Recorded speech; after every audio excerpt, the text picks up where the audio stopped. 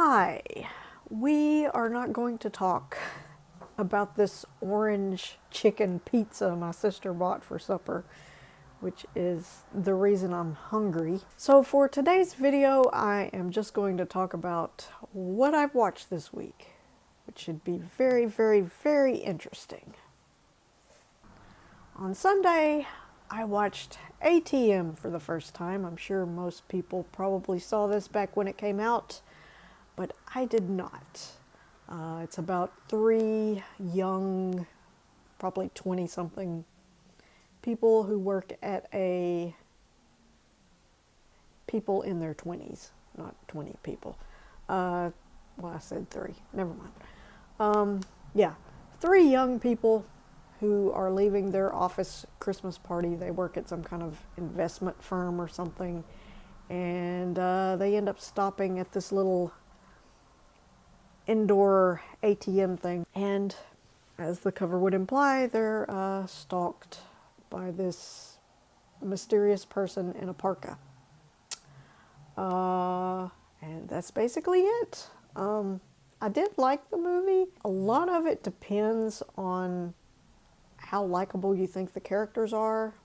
I didn't think they were super likable, but they also weren't unlikable, so there's that. It kept my attention through the whole thing. I didn't find it suspenseful at all or anything, but the main guy I knew from Chicago PD. I didn't really care for his character on that show, but I at least knew who he was. And then Josh Peck, well, I know he was on a Nickelodeon show. I never really watched it, but so I know who he is. And the girl, she looked familiar. I'm sure I've seen her in something. What I didn't like about it was, unless I missed something, you never really find out what the killer's motivation is or what his identity is. So I didn't really like that.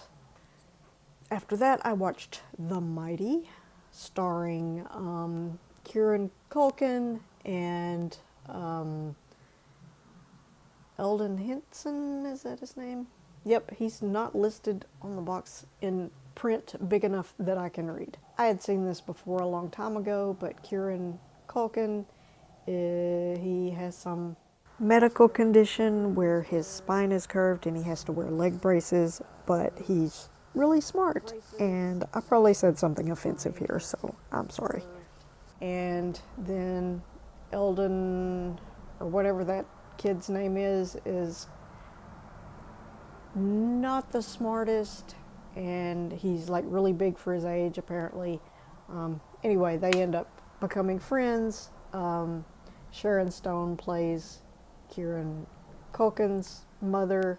She's really good. Gillian Anderson has an interesting part in this, unlike any other character I've seen her play. And on the cover you've got Harry Dean Stanton and Gina Rowlands. They play the grandparents of the kid whose name I don't know.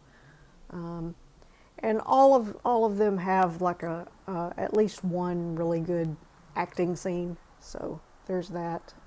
And it had a Christmas scene in it that I wasn't expecting. Well, I kind of suspected there might be a Christmas scene, but I wasn't for sure. And I noticed they were wearing those paper hats, like the one scene in About a Boy that I watched the other day. So now I'm wondering, is that like a Christmas tradition that I don't know about? Anyway, I really liked it. Not much else I can say about it. Then I also watched NCIS on Monday. They've replaced, well, not replaced, but Mark Harmon is not on the show right now.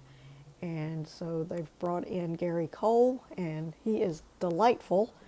So I like that show. And then NCIS Hawaii came on Monday night. It was a new episode. It was a special episode about that had some stuff about Pearl Harbor.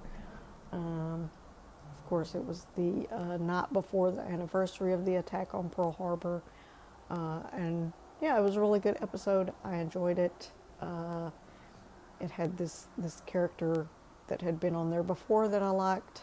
That's like a CIA agent. So this is the new one that stars Vanessa Lachey as the head of this little NCIS unit, and yeah, she's really good. I like her. What else? Then last night we watched live in front of a studio audience on ABC, which is, I guess they've all been Norman Lear's shows. I'm not sure, but I believe he was like on all of them as like a special guest. But they did a Facts of Life episode and a Different Strokes episode where they performed it live with modern people. Kevin Hart was in the Arnold role on Different Strokes, and Damon Wayans was Willis, and Snoop Dogg had a part as Willis's friend, and John Lithgow was, what was the dad on that show? Yeah, I don't remember what his name was, but Conrad Bain's part. And then also, oh yeah, Facts of Life, they had Lisa Welchel in her Blair school uniform singing the theme song, which wasn't great, but she looked great. They didn't really have the mics turned up very loud for the theme songs, because two of the guys from Boys to Men did the Different Strokes theme song, and I couldn't hear them either. Or maybe it's just the way my TV's set up. I don't know. But yeah, her and Mindy Cohn and Kim Fields were there kind of to say a little bit at the beginning. And then Todd Bridges, who is pretty much the only person left in the cast of Different Strokes, which is pretty sad. He introduced the Different Strokes episode. So I mean, I wouldn't say the episodes hold up all that well in this kind of thing. I mean, it's kind of neat, but I also didn't really find them funny. Like, the jokes weren't all that funny. I mean, it's funnier to watch the actual shows. So there's that. And the commercials, I really enjoyed the commercials, because for, like, when they would go to commercial break, they had these kind of retro style commercials. A lot of them starred Alfonso Ribeiro, and they were awesome. They were just kind of off the wall and weird, and I loved them. And then also the promos for the new ABC shows were in that kind of retro style, so that was cool. Where it kind of looks like it's an old VHS, which really doesn't make sense for a, TV broadcast. But I guess if you were watching a VHS tape that was recorded off of TV, I guess that does make sense. So never mind, forget it. Anyway, that's pretty much it for today. Pretty boring video, sorry. Yeah, so anyway, until next time. Yeah, cheers. Thanks a lot.